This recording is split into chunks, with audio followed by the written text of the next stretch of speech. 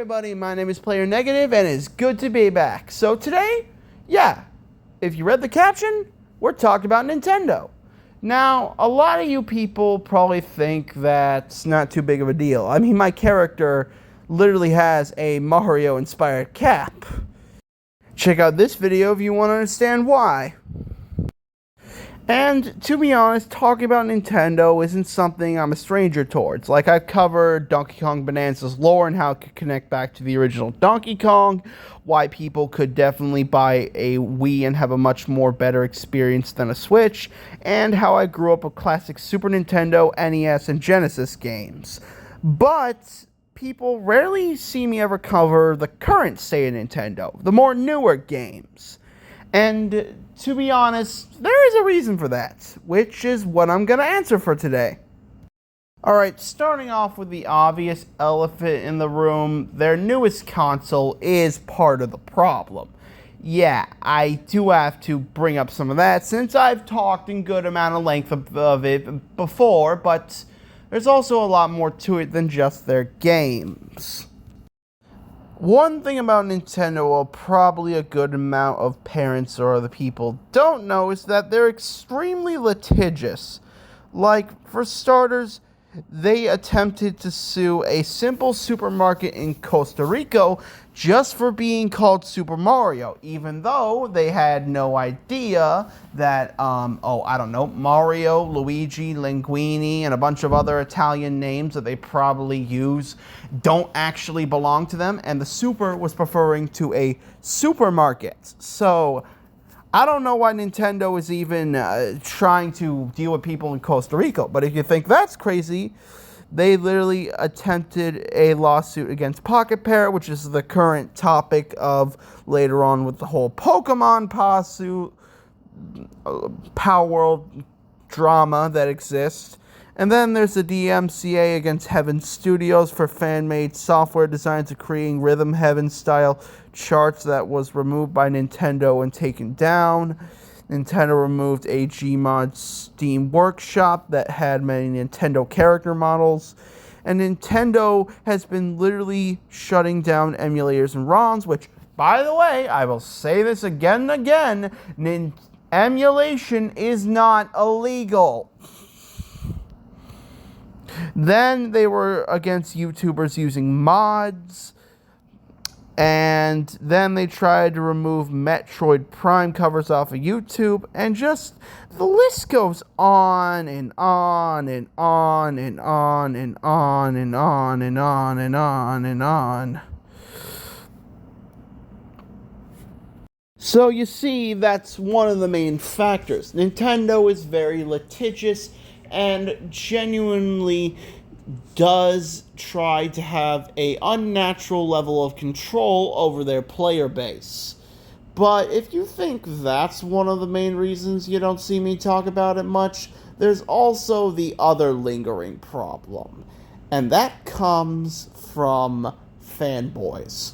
When I mean Nintendo fanboy, I'm referring to the extreme fans who basically are perfectly okay with a company having this overreaching control and being very anti-consumer despite all the red flags. And I genuinely hate talking to them. Like, I had to talk and explain to one in my comments section, and they were just genuinely in denial. They were coping, they were lying about things, and I wasn't even trying to be rude. I was giving them constructive criticism, yet they deflect everything despite all the obvious issues. But they'll just look at you with a straight face and tell you, oh, you can't do anything. Oh, they're just doing it because of marketing conditions. Oh, it's perfectly okay. Just deal with it. It's the tariffs. It's the inflation. It's Trump. Yeah, that last one's not a joke. There's literally a sick chart that the fans came up with in response because of Trump. Now, because I don't want to get demonetized, I am not going to show you this chart because, to be honest, I think the fact that they even blame Trump for a console that he could care any less about is frankly stupid. And that's just a problem. But where there are those who have blind devotion to a company who wouldn't care, there are those who are willing to speak out against it like me. However, I'm not going to stand on my high horse and act like I'm the only person who talks about this stuff. Far from it. A good example of someone who's been willing to stand against this and point a finger and show people the actual issues with the big three is the real-life fake wizard. However, he's not the only one either. In fact, there have been two well-known channels that have basically stood through a lot of this issues with Nintendo that I've been seeing and have been genuine inspirations for me, and today it's what we're going to talk about in this video. I'm going to be going to the length of the two most well-known YouTubers who are willing to stand in Nintendo's way when it comes to their anti-consumer practices. Starting off with everyone's favorite popsicle stick, Fratanga. And if you're wondering why I say that, the guy has no legs. Yeah, his character design literally just consists of a t-shirt, a beanie, and a popsicle stick for his lower half. Fratanga's channel consists of multiple commentary and news updates involving the issues with the big three of Sony, Microsoft, and Nintendo, to the point where he has an unwavering hate towards these issues and does need to explain them here and now. My only issue with his work is that most of his thumbnails use AI, which, yeah, you should hire an artist, I'm just saying. But so far, a lot of his videos are pretty good, and he finds a way to make them both entertaining and informative, which is something I strive to do. So here's a small little example. If you try to mod your Switch 2 to illegally download Switch 2 games and Nintendo breaks your system, you deserve it. Stealing is not cool. It's not just Nintendo you're stealing from. It's also the third-party dev studios not getting paid for their hard work. I'll always be on the side of game developers being able to feed their families. Let's be real. Most people mod their consoles to bootleg games. Hopefully as technology continues to improve, this will be harder to do. I remember in college, everyone was illegally copying Dreamcast games, and this very well contributed to the downfall of a great system. You make me want a lobotomy. I got one too. You can tell this guy has self-lobotomized himself with a Wii nunchuck. He made sure to really stick that thing in there and scrape all that brain matter and human functions out of himself. Because in order to shill that hard for Nintendo, you must drop your humanity itself. It's one thing if Nintendo wants to cancel your Nintendo account permanently because you didn't follow their rules or whatnot, but to outright brick someone's entire system, that is an unprecedented level of control over purchased products. No matter how you see it, that should not be allowed. No, it shouldn't yet. Nintendo made sure they could get away with something like this. They even made it why in your end-user license agreement when you purchase the console that you don't actually own it, that you're just purchasing a license, and that if you so much as break our rules, we're breaking your console. And that right there are the cartoon levels of greed that we all have issues with. Especially considering the fact that just recently they're deciding to do a price hike where all the older Nintendo Switch consoles are gonna cost $300 now. Even though when the technology is more dated, it should be cheap. And that's not even including the fact that they literally managed to get the FBI to attack a YouTuber just for a bunch of Switch and Game Boy game emulation-based consoles. Now, before you start shouting at me, I don't think Nintendo is bad. Like, I don't think the games or the stuff that everyone grew up with is bad. I'm okay with you being a fan. You have your personal opinion and preferences, and some of the best decisions they made led to really interesting things like the Year Luigi, which was a pretty good time to remember or anything, especially considering a few other things like the new Donkey Kong game. But I just think the level of blind devotion people have is a problem that should be addressed. But I feel like it should be known that Nintendo is not the same way it was before. It's gotten worse. The Nintendo I knew was run by a man who understood what made video games interesting, who understood to prioritize the player base over your own profits. A franchise that was not afraid to create charming characters in a boxing match that resembled something of that of a fighter. A game that was not afraid to create a sports title for their first tech demo. A company that, after 2 failures, was not afraid to try again and do something different from the crowd, creating a console that is still celebrated to this day. They held a seal of quality of their name with pride. But sadly, the people who brought that side of Nintendo are gone, and all that's left is a company on its last leg with a dystopian reach on PP. So now it's time to talk about a fan who's willing to leave Nintendo accountable and bring out the obvious issues that are thrown in front of us. I've talked in good length about Furtonga. Now I need to explain another YouTuber who is not afraid to get his hands dirty when it comes to explaining the problems and issues with Nintendo. This is the Angry Vigilante, a YouTuber who basically talks about the issues with people of blind devotion such as a Nintendo fanboy.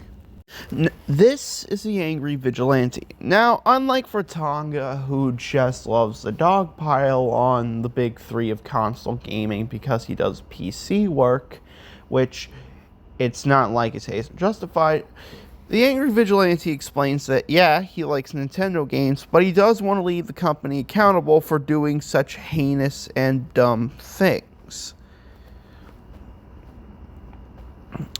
And one of the biggest issues with him is dealing with other YouTubers who constantly try to tell everyone, oh, he's a grifter, he's a liar, he doesn't know what he's talking about, when it comes to one of the biggest fools that he deals with having constantly berated, criticizing his channel, is a Nintendo fanboy by the name of Harmon. Who's Harmon, you may ask? Only the person who most people would be considered the poster child, or what most people think of when you say a Nintendo fanboy. Like, if you walk up to anybody who knows what I'm talking about and ask for a drawing or a description of what you think a Nintendo fanboy would look like, you would get this guy in a heartbeat. Like, this guy is the most ignorant person I have ever heard. And if I met him, we would probably get into an argument. And it's not just me who thinks this way. A good majority of people see the problem with this guy. This guy is so blindsided that he thinks GTA is for kids. Now, let that sink in. Get a chair and something to drink when you hear that. Yes, this man thinks a game about killing people and committing crimes is for children. There is something seriously wrong with this man. He actually thinks Grand Theft Auto is meant for children. Oh boy, let's get into this reaction. Mario Kart is more successful than any AAA video game franchise. Well, for one, you got 2 things wrong on that one. Mario Kart is not the greatest selling franchise of all time. And the second one you got wrong, it's not even AAA, it's actually AA. The best selling franchise of all time is actually Mario, but Mario Kart is included with that. But even if you take out the Mario Kart sales, Mario is still the best selling. But let's take out Mario Kart at 166 million according to Wiki. Pokemon would come above that at 480, Call of Duty at 400 million, Grand Theft Auto at 335 million, FIFA at 260, Sonic at 250, Wii Series at 214, Final Fantasy at 180, The Sims at 175, and then Legend of Zelda is at almost 161. So Mario Kart will be slightly above The Legend of Zelda, Harmon. You have no idea what you're talking about. Learn this magical thing called Google.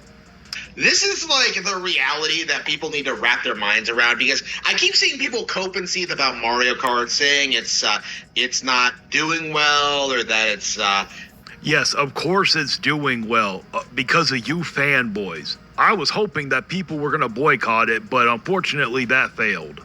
It's not as good as 8 Deluxe. You know, you're seeing people like try and say that, like, oh, it's not a AAA game. Well, no, because it's bigger than AAA games. It does better.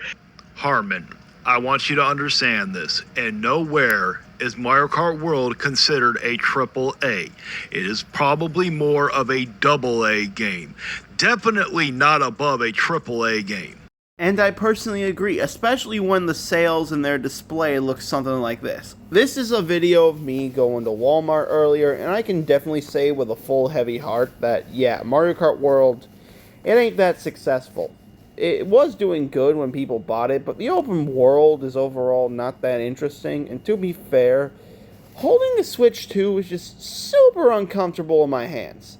Especially considering they don't even have on display for the big screen, they just have a bunch of demos and other things for you to watch on there. No, if you want to play the game, you got to use this smaller console I found over here earlier. And when I got to play it, I wasn't even trying, and I ended up in second place. I genuinely want to know what was running through that guy's head when he took one look and said, yeah, GTA 6 is a game for kids. Like, I genuinely want to know how he even keeps his cool with this guy, because just hearing this guy talk is so frustrating. It's like the Matt Walsh of video games, where you question whether or not the guy has a brain in his skull.